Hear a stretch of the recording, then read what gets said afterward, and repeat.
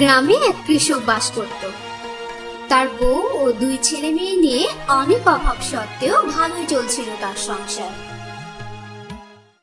তার বাড়ির সামনে ছিল ছোট্ট জমি, যাতে চাষাবাদ করে যা পেত তা দিয়ে বছরটা কষ্টে পার করে দিত। তার ছিল কিছু মুরগি, তার একটা গাভীও ছিল।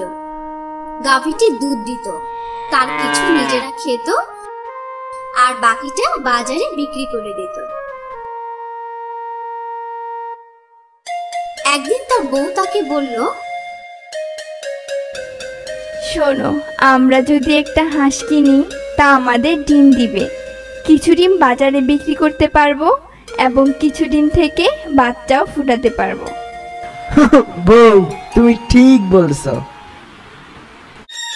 চাষি একটা হাঁস কিনে আনলো। কিছুদিন পরে হাঁসটি একটি ডিম পারলো। ডিমটি দেখে চাষি ও তার বউ অবাক হয়ে গেল, কারণ ডিমটি ছিল স্বর্ণের ডিম।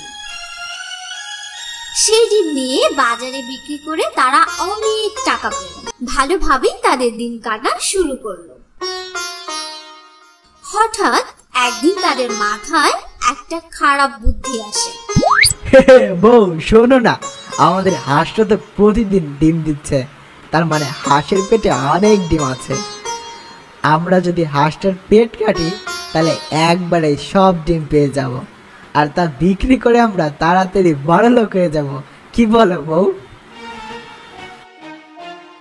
এইসব ভেবে তারা হাঁসটিকে জবাই করে হাঁসের পেট কাটল, কিন্তু পেট কেটে কিছুই পেল না। এরপরে কৃষক ও তার বউ কাঁদতে লাগলো। এদের লোভ এদের কাছ থেকে সব কিছু কেড়ে নিল।